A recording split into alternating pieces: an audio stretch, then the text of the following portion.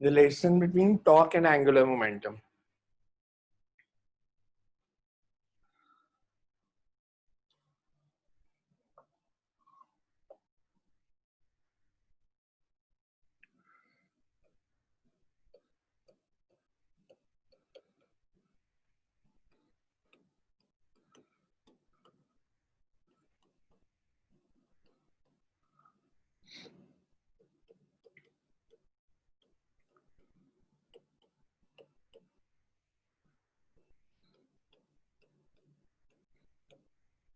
So you can write in rotational motion.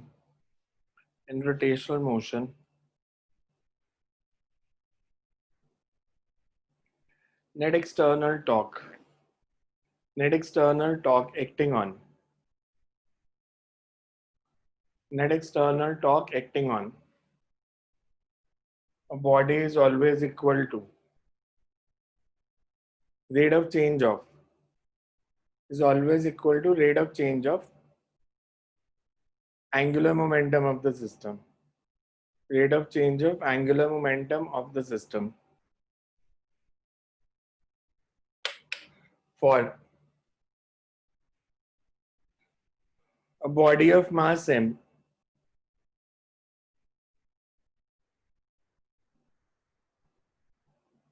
having linear momentum p, for a body of mass m having linear momentum p, for a body of mass m having linear momentum p,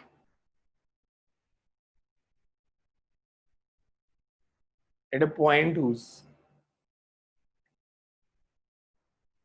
position vector relative to, at a point whose position vector relative to,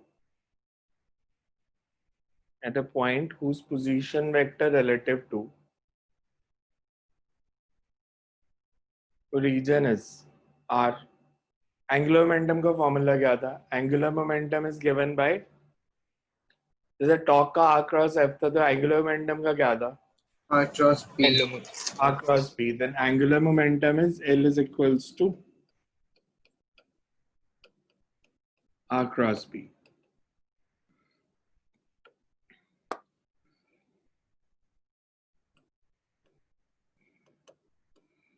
Rate of change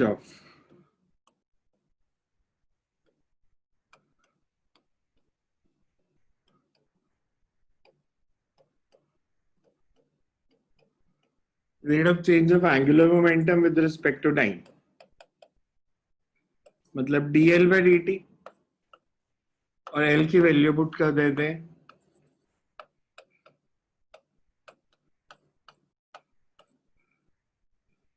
R cross p. R cross p की differentiation क्या होगी? Because दोनों variable है तो हम पहले लिखेंगे R cross differentiation of p plus differentiation of R into p, कि पहले p R को वैसे रख दिया, p को डिफरेंशिएट कर दिया, then differentiation of R into p is dl by dt. हमें दो चीजें पता है, एक तो हमें ये पता है कि dp by dt क्या होता है. dp by dt is f and dr by dt क्या होता है? Velocity. So you get dl by dt is equals to r cross f plus v cross p.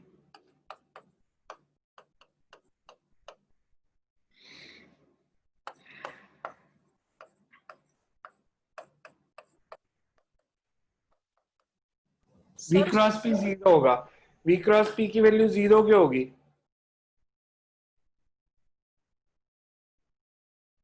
Cross product zero कब होता है? जब साइन जीरो. v और p में angle कितना? जीरो है because v and p are parallel. Momentum की direction वही होती है जो वेलोसिटी की है. So, इसलिए v क्रॉस p जीरो हो गया तो dl by dt क्या आ गया फिर? r cross f and R cross F is tau.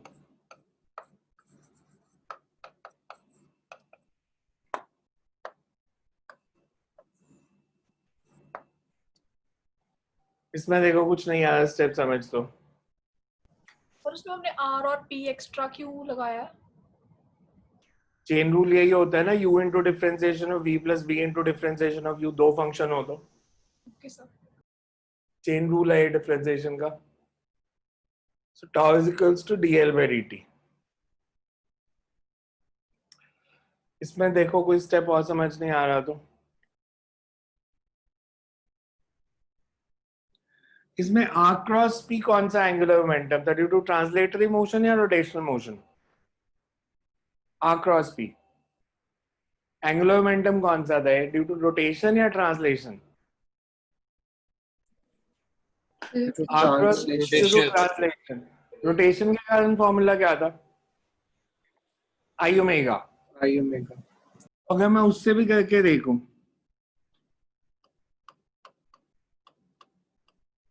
इसे अगर रोटेटिंग बॉडी है जिसका मोमेंट ऑफ इनर्शिया आई है,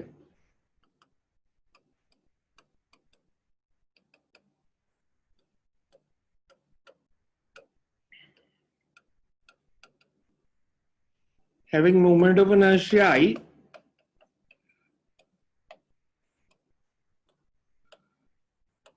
and angular velocity omega, then angular momentum is I omega। तो dl by dt क्या हो जाएगा अगर मैं इसको डिफरेंशिएट करूं? I तो कांस्टेंट है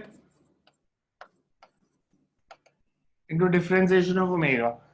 d omega by dt is rate of change of angular velocity, क्या होता है? Alpha. Alpha। So that means dl by dt is equals to I alpha।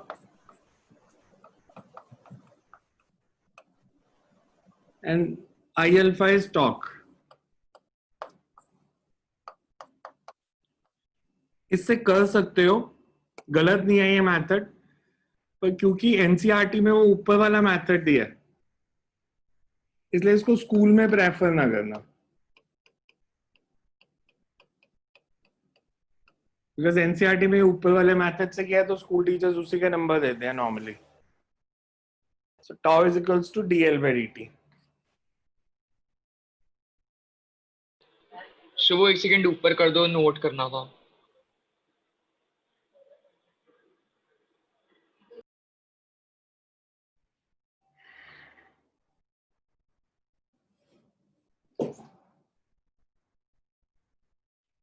This relation also implies that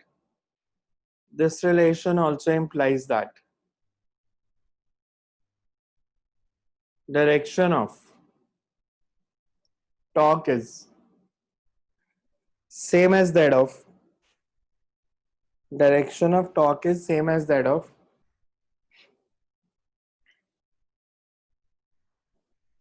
direction of change in angular momentum। Direction of change in angular momentum।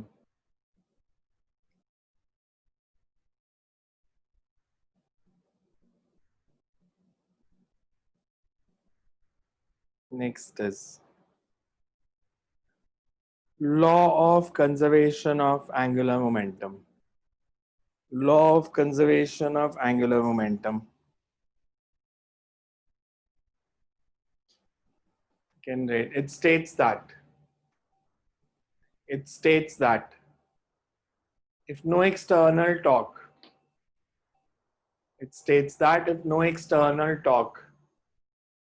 acts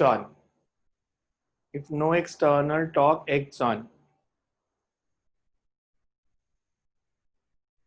a system, the angular momentum of the system will remain conserved। The angular momentum of the system will remain conserved if no external torque acts on the system। Angular momentum of the system remains conserved। Angular momentum of the system remains conserved। That is, if tau is equals to 0,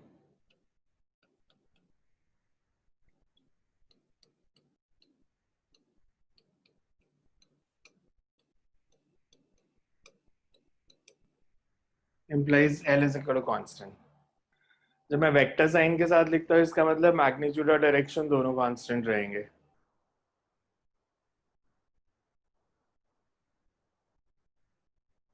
So you can write consider a system on which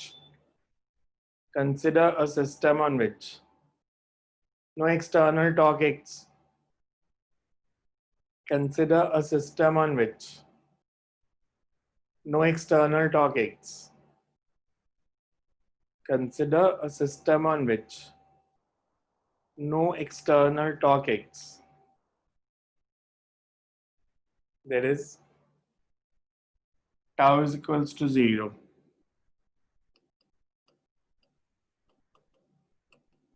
Implies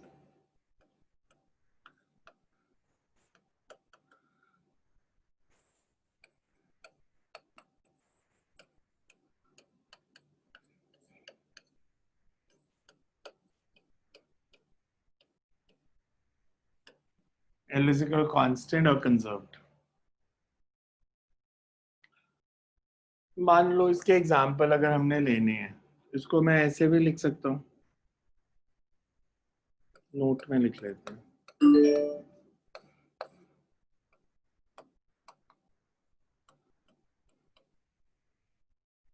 L is equals to constant implies that for rotating body,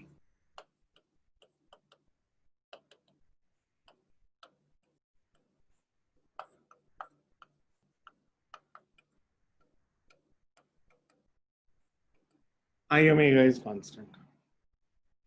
मेरे पास एक example देखें तो यहाँ पे एक पोल है जिससे मैंने एक रस्सी को बांधा और एक स्टोन ऑफ मास है. मैं इसको घुमाना शुरू करता हूँ और ये रस्सी इस पोल के ऊपर लिपटनी शुरू हो जाती है, तो धीरे धीरे लेंथ ऑफ स्ट्रिंग कम होती जाएगी. लेंथ ऑफ स्ट्रिंग कम होती जाएगी तो इसकी एंगुलर वेलोसिटी बढ़ेगी या कम होगी. मतलब बहुत सिंपल, घर में थ्रेड लो, उसके साथ एक स्टोन बांधो, अपने फिंगर पे उसको ऐसे लपेटना शुरू कर दो, तो जब वो स्टोन आपकी फिंगर पे लिपटती जाएगी रस्सी या थ्रेड, तो जो स्टोन की एंगुलर वेलोसिटी है उसमें क्या चेंज आएगा? वो सेम रहेगी या बदलेगी? बदलेगी. जैसे जैसे लेंथ ऑफ स्ट्रिंग कम हो रही है तो moment of inertia of stone बढ़ रहा है, कम हो रहा है? कम हो रहा एक्सिस है. पास आ रहा है या दूर जा रहा है? पास आ रहा है. मेरी फिंगर एक्सिस हो गई तो एक्सिस के पास आ रहा है. मोमेंट ऑफ इनर्शिया कम हो रहा है, मतलब उसकी एंगुलर वेलोसिटी बढ़ेगी. पहले वो ज्यादा टाइम में एक सर्कल पूरा कर रहा था, वो कम टाइम में करने लग जाएगा. या जैसे आप कैट फैमिली के किसी भी एनिमल को देखो, बीट, कैट, टाइगर, चीता, जितने भी हैं, जब ये हाइट से जंप करते हैं, ऐसे पेड़ से नीचे जंप किया या दीवार से नीचे जंप किया, ये अपनी बॉडी को स्ट्रेच कर लेते हैं, कि अपनी आर्म्स और लेग्स दोनों स्ट्रेच कर देते हैं. स्ट्रेच करने से होता क्या जब ये बॉडी को स्ट्रेच करते हैं? तो मूवमेंट ऑफ इनर्शिया बढ़ेगा, कम होगा? बढ़ेगा. बढ़ेगा. बढ़ेगा. तो ये हवा में घूमते नहीं है. अगर हमने हवा में घूमना है तो हमें बॉडी को इकट्ठा करना पड़ेगा, आर्म्स और लेग्स को फोल्ड करना पड़ेगा. जैसे आपने स्विमर को देखा होगा कि जब वो कई बार गेम्स में आपने देखा होगा जंप करते हैं तो एयर में समरसॉल्ट लेते हैं. जब उन्होंने समरसॉल्ट लेने होते हैं, मतलब हवा में घूमना होता है, तो अपनी बॉडी को इकट्ठा कर लेते हैं. जब सीधा नीचे जाना होता है तो अपनी बॉडी को स्ट्रेच कर लेते हैं. सो बिकॉज वो कंसेप्ट यूज कर रहे हैं कि अगर वो अपनी बॉडी को इकट्ठा करेंगे तो मूवमेंट ऑफ इनर्शिया कम हो जाएगा, तो वो एयर में ज्यादा बारी घूम सकते हैं. और अगर वो अपनी बॉडी को स्ट्रेच करेंगे तो उनके घूमने के लिए प्रोबेबिलिटी कम हो जाएगी, बिकॉज एंगुलर वेलोसिटी कम हो जाएगी.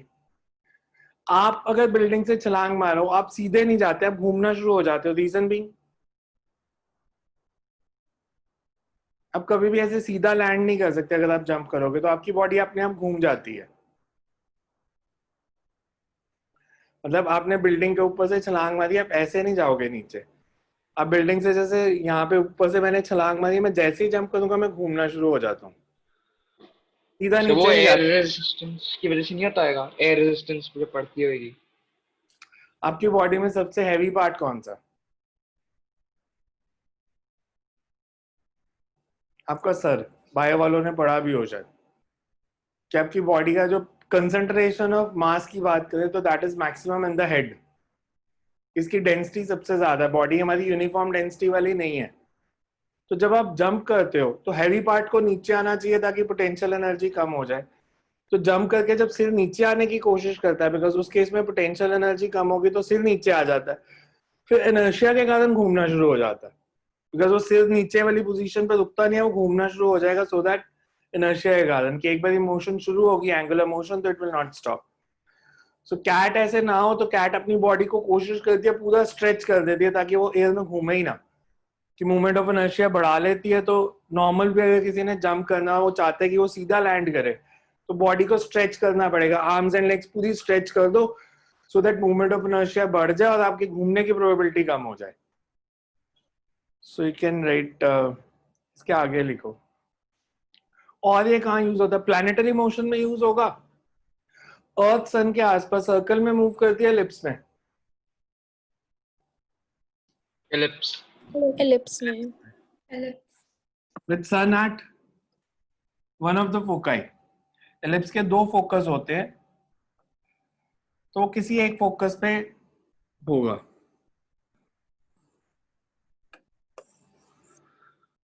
अगर मैं प्लैनेटरी मोशन का केस लूं,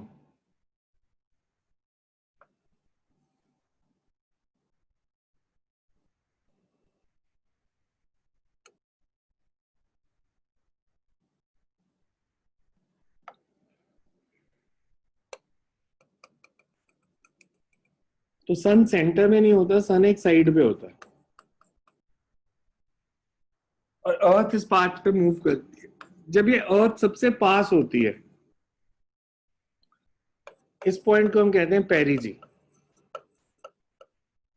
या पेरिहेलियन. जब सबसे दूर होती है इसको हम कहते हैं अपॉजी. अर्थ का movement of inertia relative to sun ज्यादा कब होगा? जब वो पेरिजी पे है या अपॉजी पे है? पहुंची. एक्सेस से डिस्टेंस ज्यादा है, बिकॉज रिलेटिव टू सन निकाल रहे हैं, तो यहाँ पे डिस्टेंस r1 है, तो मूवमेंट ऑफ इनर्शिया ज्यादा किस पोजीशन पे? अर्थ का मूवमेंट ऑफ अपॉजी पे, बिकॉज तब डिस्टेंस ज्यादा है. mr² फॉर्मूला होता है, बिकॉज हम अर्थ और सन को पॉइंट मास मानेंगे ना, because as compare to earth and sun this size this distance is very large. तो फिर हम अर्थ और सन को पॉइंट बॉडी मान सकते हैं, और पॉइंट का मूवमेंट ऑफ इनर्शिया होता है mr². इसका मतलब जब अर्थ सन से दूर जा रही है तो उसका मूवमेंट ऑफ इनर्शिया बढ़ रहा है, पर टॉक लग नहीं रही. अगर मूवमेंट ऑफ इनर्शिया बढ़ेगा तो एंगुलर वेलोसिटी अर्थ की कम होनी शुरू हो जाएगी. अर्थ की एंगुलर वेलोसिटी सबसे ज्यादा होती है जब वो पेरिजी पे है, सबसे कम होती है जब वो अपॉजी पे है. जैसे जैसे अर्थ दूर जाती जाएगी उसका मूवमेंट ऑफ इनर्शिया बढ़ता जाएगा, उसकी एंगुलर वेलोसिटी कम होती जाएगी. अर्थ के पास दो एंगुलर वेलोसिटी होती है. दो कौन सी? एक angular velocity due to revolution and एक angular velocity due to revolution about its own axis. तो यहाँ पे हम किसकी बात कर रहे हैं? रेवोल्यूशन. रेवोल्यूशन. तो रेवोल्यूशन वाली एंगुलर वेलोसिटी कम होती है जब अर्थ दूर जाती है. क्या आप मूवमेंट ऑफ बढ़ने से एंगुलर वेलोसिटी कम की होती है? ये क्या लिखा है? Okay sir. आई और ओमेगा का प्रोडक्ट कांस्टेंट है, तो एक बढ़ेगा तो दूसरा कम होगा ना. एंड जैसे आप अगेन स्केटिंग कंपटीशन को ही देखो, एक से स्केटर है जो गोल गोल घूम रहा था, आर्म स्ट्रेच की हुई थी और वो गोल घूम रहा था. तो अगर वो अपनी आर्म्स को पास ले आएगा तो उसकी एंगुलर वेलोसिटी बढ़ेगी कम हो जाएगी? बढ़ेगी. बिकॉज मूवमेंट ऑफ इनर्शिया कम हो जाएगा. कम हो जाए. तो अपनी आर्म्स को पास लेके आते हैं ताकि मूवमेंट ऑफ इनर्शिया बढ़ जाए, एंगुलर वेलोसिटी कम हो जाए, एंगुलर वेलोसिटी बढ़ जाए. धीरे होना होता है तो आर्म्स को फिर स्ट्रेच कर देते हैं. आर्म्स को स्ट्रेच करते हैं तो मूवमेंट ऑफ इनर्शिया बढ़ जाता है, एंगुलर वेलोसिटी कम हो जाती है. So all these are examples of conservation of angular momentum. So you can write, लिखो इसको. फॉर एग्जांपल सही डायग्राम ड्रॉ करना है. हाँ कर लो. फर्स्ट एग्जांपल में यही लिखाने लगा हूँ. For example in planetary motion, For example, in planetary motion in the solar system.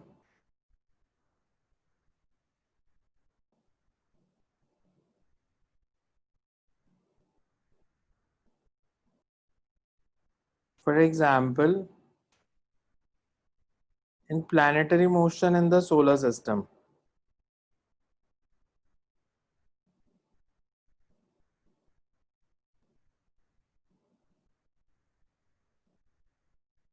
Planets move around the sun in elliptical orbits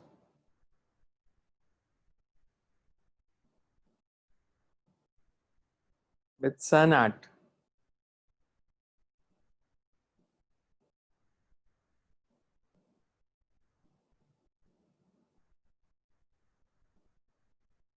one of the foci, FOCI, plural form होती है focus की, with sun at one of the foci.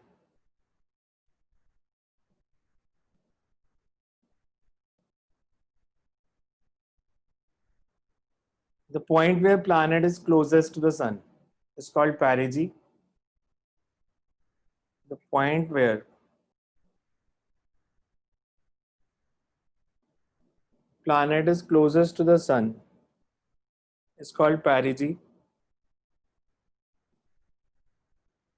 And the point where planet is farthest is called apogee.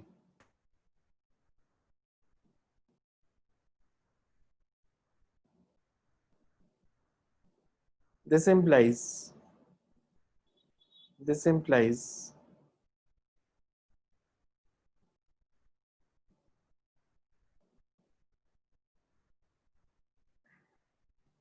that if planet moves from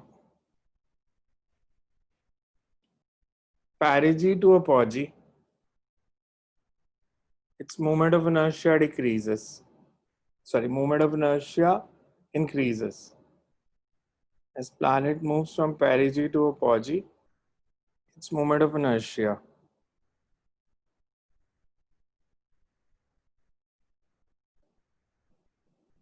increases.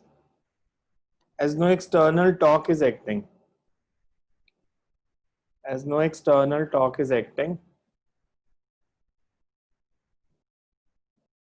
Angular momentum should be conserved. Therefore, angular velocity decreases.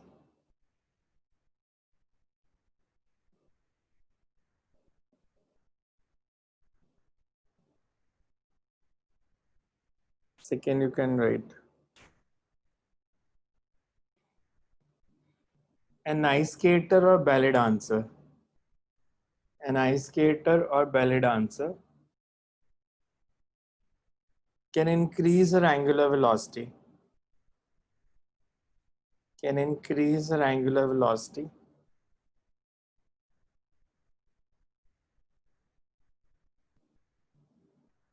By folding her arms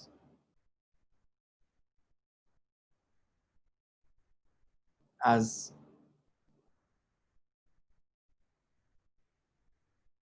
folding the arms will decrease. Folding the arms will decrease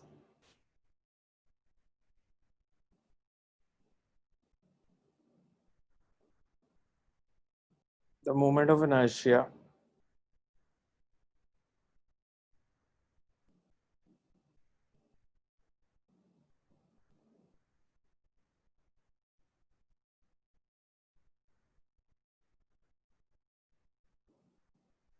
and increase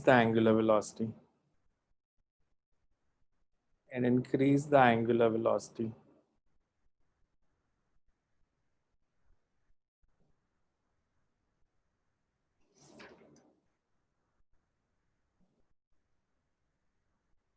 Third, you can write एक और example लिख लो.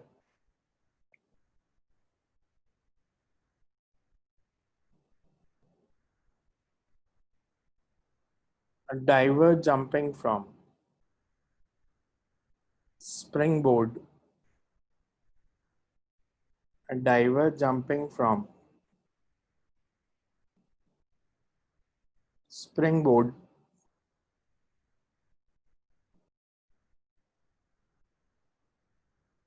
on the water surface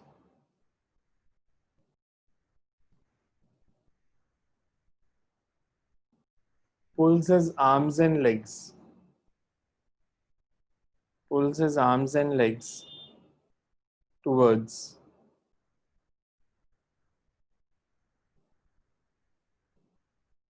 center of the body, pulls his arms and legs towards the center of the body.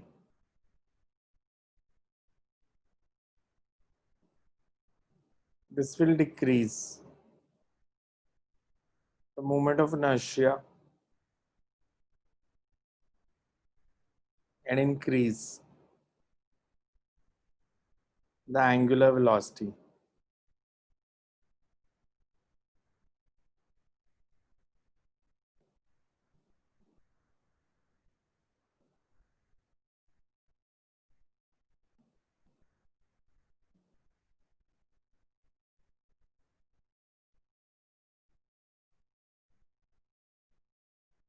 And he can make more somersaults in the air.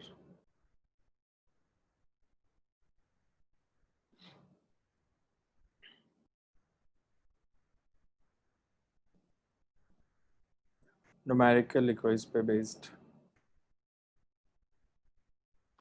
Sir, please last one repeat कर दो. As moment of inertia decrease and angular velocity increases, thus he can make more somersaults in the air. SOMERSAULTS, somersaults in the air. Numerical लिखो.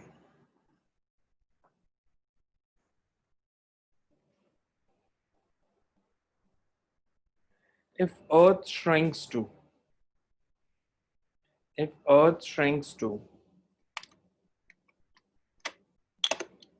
half of its present radius,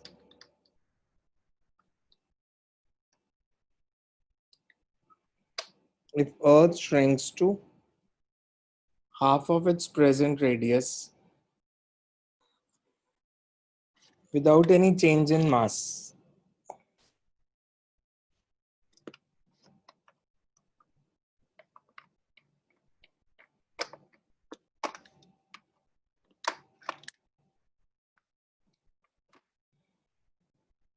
find change in duration of the day.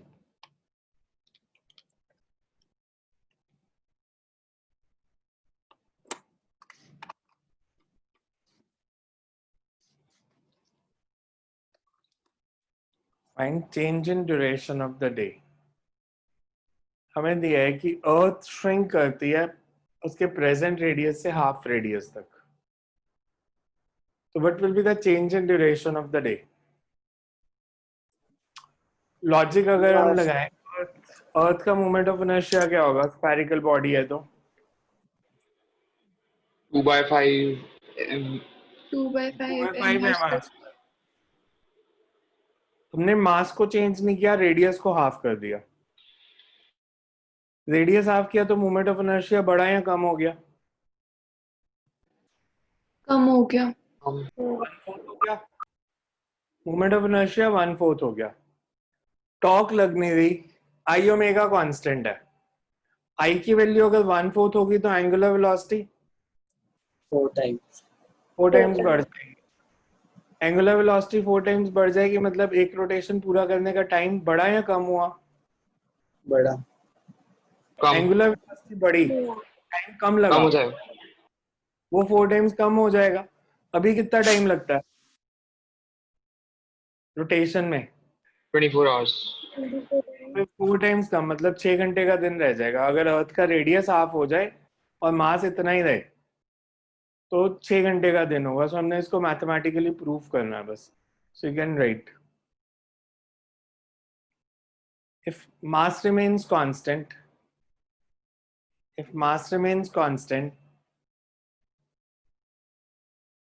and Earth shrinks to half its present radius. And Earth shrinks to half its present radius, then moment of inertia will be reduced. मैं भी 1/4 ने लिख रहा, वो proof कर देंगे mathematically. Moment of inertia will be reduced. Thus angular velocity increases. Thus angular velocity increases. Thus angular velocity increases.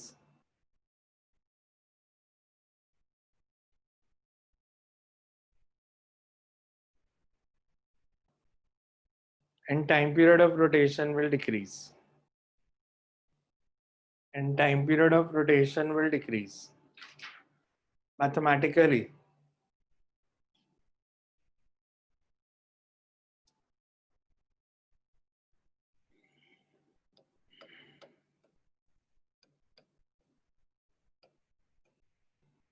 I omega is constant. Means I1 omega 1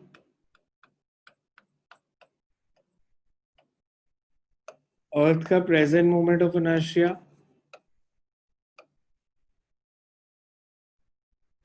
omega 1 can be written as final moment of inertia.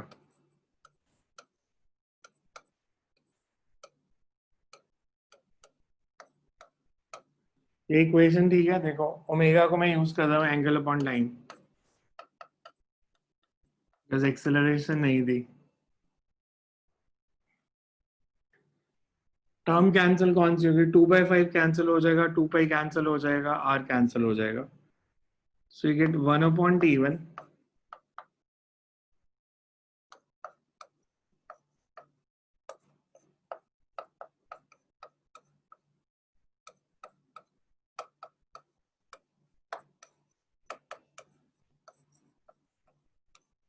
सो अर्थ का radius अगर half होता और मास इतना ही होता तो उसके दिन हमारा 6 घंटे का रह जाना था, बिकॉज एंगुलर वेलोसिटी 4 टाइम्स ज्यादा होनी थी. सो यू कैन राइट दिस, इसके आगे लिख लो. एंड ऑलवेज रिमेंबर, अर्थ के श्रिंक होने से रोटेशनल एंगुलर वेलोसिटी बढ़ रही है, रेवोल्यूशनल एंगुलर वेलोसिटी नहीं चेंज हो रही.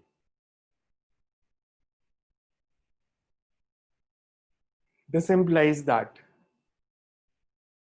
This implies that.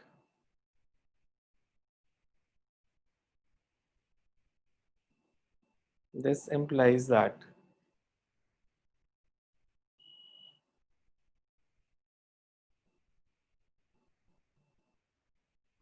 Rotational angular velocity changes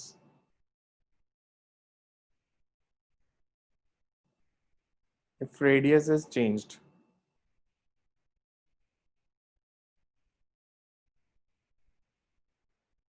Without change in mass. Without change in mass.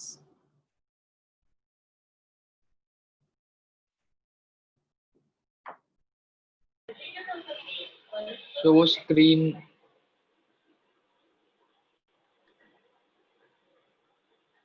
Without change in mass. Next numerical लिखो.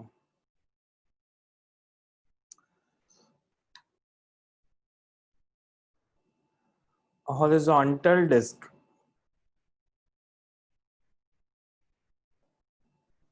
rotating about a vertical axis. repeat करना sir. A horizontal disk rotating about a vertical axis, passing through its center,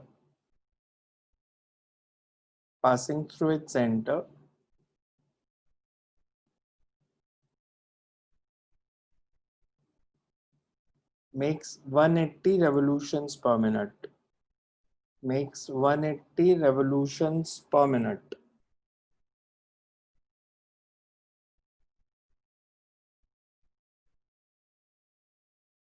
A small piece of wax of mass 10 gram falls vertically on the disk and sticks to it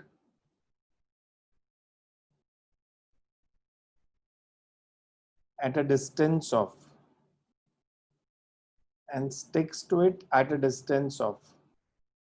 8 centimeter from the axis.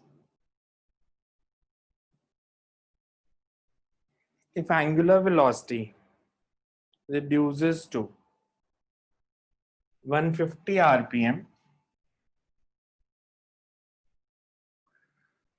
find moment of inertia of disk.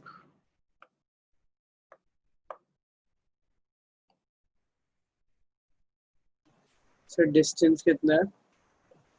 8 centimetre. हमारे को ऐसे situation दी है.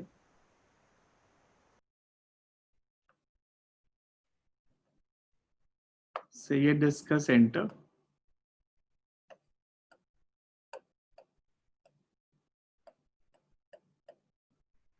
और ये 180 RPM से move कर रही है. फिर एक वैक्स का piece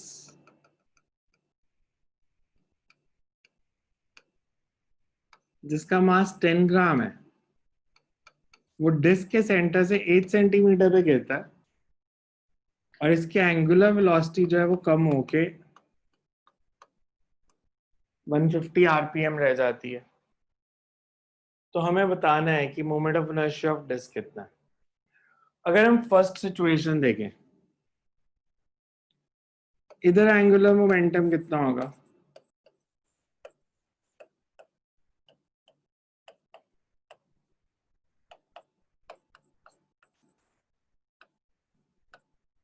moment of inertia of disc into omega 1. इधर एंगुलर मोमेंटम कितना होगा? डिस्क के साथ और किसका ऐड करना है? डिस्क तो अब भी है. इस मास का मोमेंट ऑफ इनर्शिया कितना होगा? mr square. और एंगुलर वेलोसिटी ओमेगा 2. पहले ये दोनों देखो, समझ आ रहे हैं? अगर हमारे पास मास पड़ा है at a distance r from axis तो उसका moment of inertia mr square, पर डिस्क तो है ही है तो उसका आईडी. ये दोनों वैल्यूज इक्वल होनी चाहिए. मास के गिरने से डिस्क के ऊपर डिस्क का मोमेंट ऑफ इनर्शिया सिस्टम का बढ़ा या कम हुआ? बड़ा अगर एक बढ़ा, मोमेंट ऑफ इनर्शिया बढ़ा तो एंगुलर वेलोसिटी कम होगी, तो इसीलिए वो 180 से 150 रहेगी आरपीएम में. हमें ओमेगा 1 गिवन है 150 रेवोल्यूशंस पर मिनट. इसको रेडियन पर सेकेंड में चेंज करना है. 3 pi radians per second. 1 revolution is 2 pi radians. 1 minute is 60 seconds. 6 pi.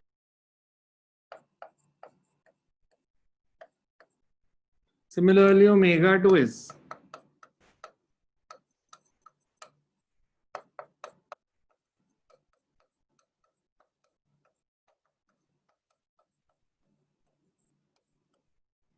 5 pi radian per second.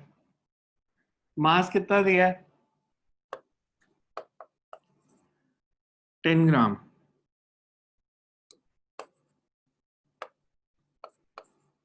KG में लेंगे तो रेडियस दिया है 8 सेंटीमीटर. एसआई में लेंगे तो इट शुड बी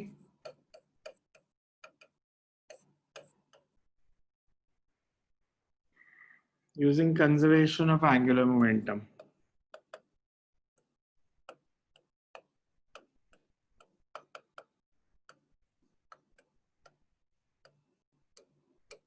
कि दोनों एंगुलर मोमेंटम सेम होने चाहिए.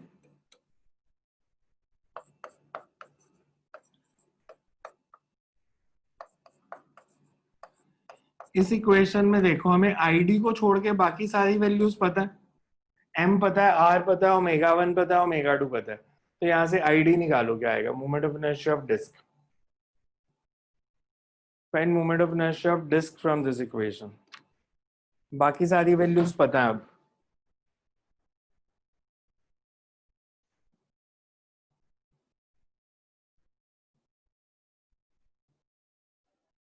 सर स्क्रीन विजिबल नहीं है.